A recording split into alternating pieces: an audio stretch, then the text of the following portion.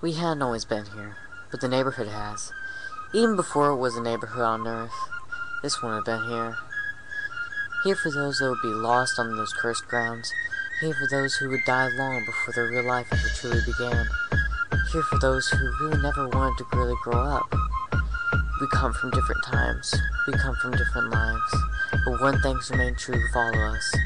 We lived on the earthly realm of the neighborhood at some point in our lives and died long before our time was supposed to come. We don't remember much of our lives in the cul-de-sac since the last member of our group joined us, and certainly we won't remember now when the next spirit comes. But here's what we do know. Rolf was the first to come. Unlike most of us, he was born in far-off lands, and even in the afterlife hasn't lost touch of his old world, upbringing. He lived in the neighborhood before it was developed.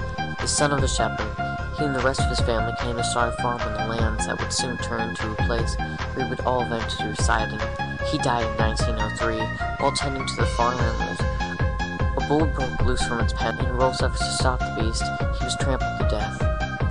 And that is why, even though he brought many of his family's livestock with him in spirit, he chose not to bring the cow along. He continues to go along the farm's business on a daily basis, but is more than happy to occasionally collect them to pay with other children of the neighborhood. Johnny was always a lonely child. In fact, Rolf actually became his first human friend ever when he came to the cul-de-sac after his death. His parents moved onto the ground of Rolf's former farm not long ago after his death. With no other children around and no field work to take up his time, Johnny drew to a great extent. From the plank was born, together they wandered about the countryside, climbing trees and getting themselves into trouble.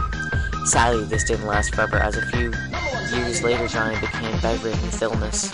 In 1922, he died after a long bout with tuberculosis. He saw his imaginary friend Plank standing by him to his last breath. Even now in the afterlife, without the countryside to plan, Johnny still wastes much of his time frolicking in the backyard and streets. Eddy was the next to come. Eddy was born in New York City, but moved to the neighborhood in 1932, just as the Great Depression was heading to a swing. The neighborhood, while still different, was beginning to take form from the fields of the past, as families moved in and split the lands that once belonged to Rolf's family. Always a schemer, Eddy looked to do anything to bring some comfort to his very bare family life, even at cost of the friendship of others. Eddy died in 1939 after one of his grand plans to swindle a sad backfire. He drowned trying to cross the local river after trying to run away from the angry kids that he had tried to deceive. Even in the afterlife, he keeps chasing after the almighty dollar. Sarah and Ed were next to come, not too long after that. By the late 40s, the cul-de-sac has nearly taken its final form, as one of the pre-planned developments had become popular in the post-war era. Sarah had become enraged and controlling as she thought to make sure that everyone around her knew that she was in charge, all in an attempt to copy off her in her view of the hustle and bustle of her often working mother. Ed, on the other hand, went about it in a different way. He just shut out entirely. In fact, he shut out nearly everyone and everything in the world, entirely becoming what appeared to be a complete idiot. Ed chose instead to become completely involved in the monster movies and comic books that began to pop up after the war had ended. It wasn't too long after that, in 1953, Ed and Sarah died in a car wreck as their mother was taking them to visit their grandparents. Naz came in time after their brother and sister. Naz was a flower child, born to a pair of hippies turned establishment in the late 60s. She was naturally a beautiful girl that always had a way with boys and men alike. She lived life on a whim and would often go about flirting and playing without any intentions. She died in possibly the most horrible way of any child in the neighborhood. In the summer of '79, a serial killer who had broken out of the local asylum had slipped into her house in the dead of night and raped and killed her, along with her entire family. In the trauma of these events, she, in a way similar to Ed, shut out the world entirely and forgot off her parents and siblings. Which is why in her afterlife, she doesn't ever receive demands from non-existent parents, unlike many of the others. This gives her much more time to lounge around and party as often as she does. It didn't take too long before Ed joined the rest of the neighborhood.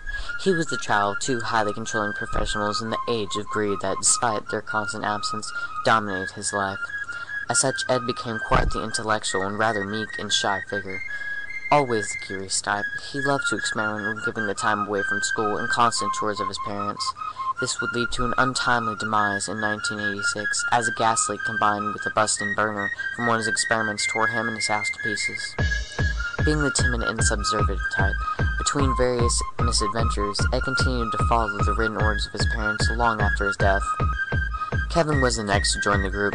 He was born to the day of Ed's death, and in many ways, his polar escape. Kevin came from a broken home and developed a bold personality. In life, he was clinical and angry and took out from it on many of the other children.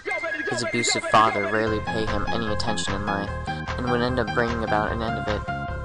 In a drunken rage, his father beat him after Kevin attempted to stand up to him. He died on his way to the hospital in winter of 1999. His father spent the rest of his life in prison. In the afterlife, Kevin changed his perception to the opposite of what his life really was, with a distant father who would shower him with gifts. However, he continued to maintain his bullying even in death. Jimmy was the last to come to the cul-de-sac. He died in 2000, not long after moving to the house that Kevin's father had once lived in. He had leukemia since he was barely old enough to walk. As such, he had always a very sickly child, and due to his overprotective parents, he never really got to be around other children. He lived his day out in his small bedroom, completely neglected by the outside world. Jimmy lingered for quite some time in a state of near death, but in the end, family caved into the suffering of his lifelong illness. The Kinker sisters were different from any other denizens of the cul-de-sac. They were never the earthly plane of existence. Instead, they were children of demons, not too dissimilar from this cube of human lore.